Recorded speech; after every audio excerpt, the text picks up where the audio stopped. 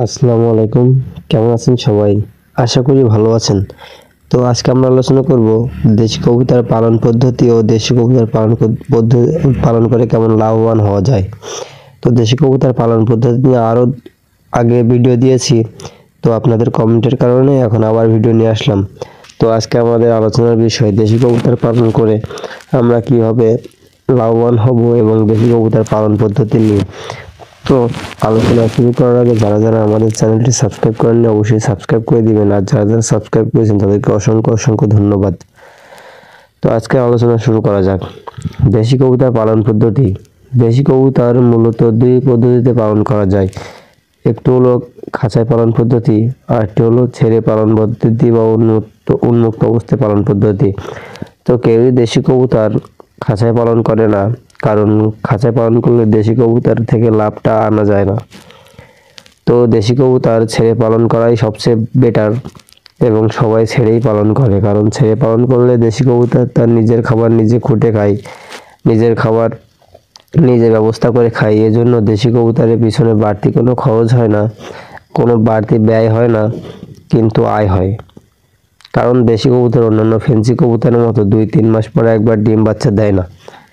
দেশি কবুতর প্রতি মাসেই ডিম বাচ্চা দিয়ে থাকে এবং দেশি কবুতরের পিছনে কোনো ইনভেস্ট করা লাগে না। এই কারণে দেশি কবুতর যেহেতু প্রতি মাসেই ডিম বাচ্চা দেয়, দেশি কবুতরের বাচ্চার দাম কম হলেও প্রতি মাসে ডিম বাচ্চা দেওয়ার কারণে এবং কোনো প্রকার ইনভেস্ট না করার কারণে দেশি কবুতর অত্যন্ত লাভজনক।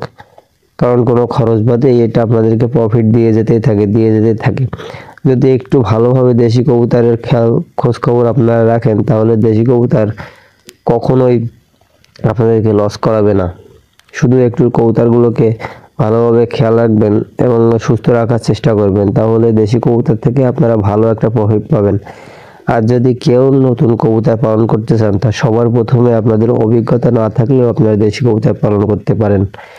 কারণ অল্প অভিজ্ঞতা দিয়ে দেশি কবুতর পালন করলেও দেশি কবুতর অভিজ্ঞদের যেমন ঠকায় না, অল্প অভিজ্ঞদেরকেও ঠকায় না। তো দেশি কবুতর এর জন্য পালন অত্যন্ত লাভজনক। আপনারা যারা নতুন কবুতর পালন করতে চাচ্ছেন, অবশ্যই আপনারা দেশি কবুতর পালন করে আপনাদের অভিজ্ঞতাটা বাড়িয়ে নেবেন। কারণ দেশি কবুতরে বেশি খরচ করতে হয় না, অল্প খরচে এবং অল্প অভিজ্ঞতার মাধ্যমে আপনারা দেশি কবুতর পালন করবেন। দেশি কবুতর পালন করলে আপনাদের অভিজ্ঞতাটাও বাড়বে, আর তার সাথে সাথে আপনারা অন্যান্য ফেন্সি কবুতরও পালন করা শিখে যাবেন এবং সেসব কবুতর পালন করে আপনারা অবশ্যই লাভবান হতে পারবেন। তো দ্বিতীয়ত এবার আসি দেশি কবুতরের দাম নিয়ে। এক জোড়া অ্যাডাল্ট দেশি কবুতর বর্তমান বাজারে 600 টাকা। এক জোড়া বাচ্চা দেশি কবুতর বর্তমান বাজারে মাত্র 300 টাকা। তো যেহেতু এর পিছনে কোনো প্রকার খরচ করতে হয় না, সেহেতু 300 টাকা করে যদি আপনার প্রতি মাসে বাচ্চা দেয় এক জোড়া, তো এটা অত্যন্ত লাভজনক। যদি আপনি 10 জোড়া দেশি কবুতর পালন করেন, তাহলে আপনার প্রতি মাসে যদি এক জোড়া করে বাচ্চা দেয়, তাহলে আপনার 10 জোড়া থেকে আপনি প্রতি মাসে 3000 টাকা ইনকাম করতে পারবেন। তো এই কারণে দেশি কবুতর অত্যন্ত লাভজনক। তাই আপনারা দেশি কবুতর দিয়ে পালন অবশ্যই শুরু করবেন।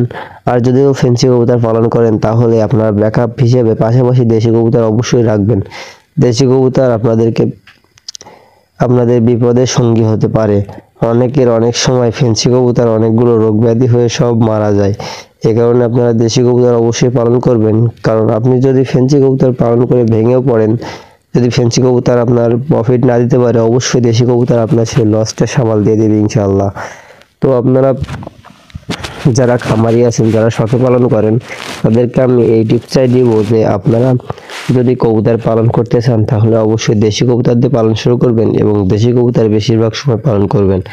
কারণ দেশি কবুতর যেমন আপনাদের বিপদের সময় পাশে থাকবে, বা দেশি কবুতর দিয়ে আপনি অবশ্যই পালন করা শিখতেও পারবেন।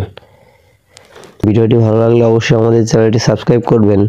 আর নিত্য নতুন কবুতর সম্পর্কে আরও এরকম ভিডিও পেতে অবশ্যই আমাদের কমেন্ট করবেন এবং আমাদের চ্যানেলটি সাবস্ক্রাইব করে বেল আইকনটি বাজিয়ে দিবেন, যাতে আমাদের প্রত্যেকটি ভিডিও নোটিফিকেশন আপনার ফোনে চলে যায়।